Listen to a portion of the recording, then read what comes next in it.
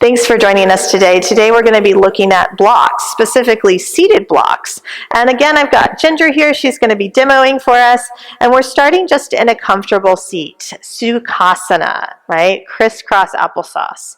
And we typically are going to change the cross of our legs midway through any sort of sequence. But for today, I'm just going to show you one block with one set of poses and then move on to the next.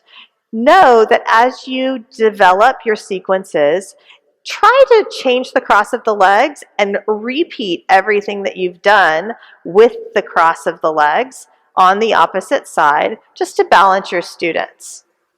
Ginger, let's get started, and we'll get started with just some simple twists. So take a moment just to center yourself, and then when you're ready, on an inhale, reach your arms up overhead, and as you exhale, twist to the right, bring the left hand to the right thigh.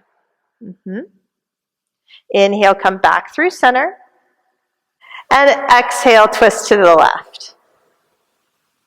Inhale back through center. Exhale, cactus the arms. Inhale, lift the arms.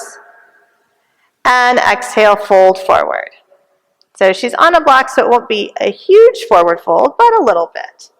Now the idea would be, if you were sequencing this on your own, you would bring her back to a seated position, have her change the cross of her legs, and then take that whole little flow on the other side. So we'll do it for you this one time, yeah?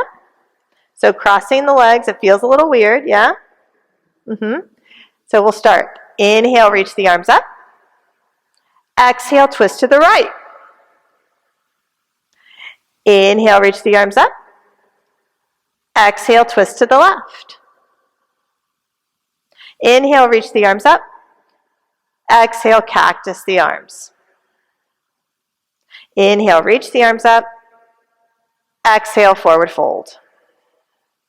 So see, this is just a very simple seated block that you could use at the beginning of a class. Come on up to sit. Nice job.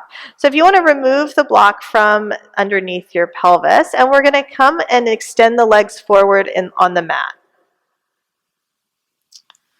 So again, we're just going through a few seated blocks today just to give you an idea of what a seated block looks like.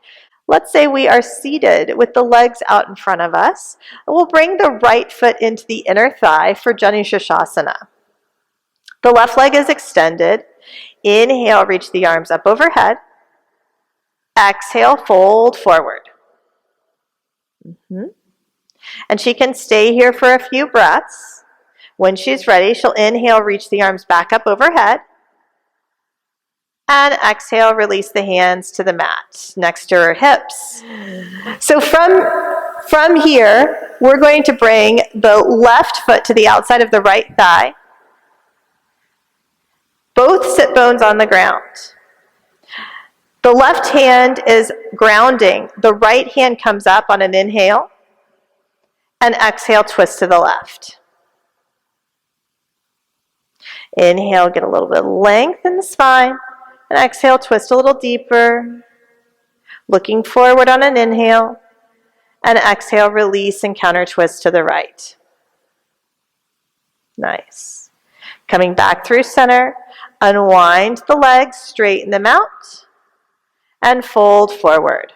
So we're going to show you another variation of that Jani Shirshasana block. We're going to do it on the left side this time. So the left foot will come into the right leg. And we'll inhale the arms up overhead. Exhale, fold forward. Stay for a breath or two. And keep the right hand where it is. Inhale, sweep the left arm up and over, twisting your Jani Shirshasana. Staying for a breath or two. And then coming up, the left hand will plant behind the left hip and press. You're coming up onto the left shin, yes? For a stargazer. Nice job. And then back around. And we'll switch legs. Right? Okay, perfect. Awesome. So those are 3 different seated blocks that you can use in your practice. Of course, seated blocks are really, really versatile because you're not bearing any weight on your legs. So you can go from external rotation to neutral and back and forth all day long, and it's totally fine, as long as you're cueing explicitly and your students know where you're going. You can pretty much do whatever you want in seated blocks.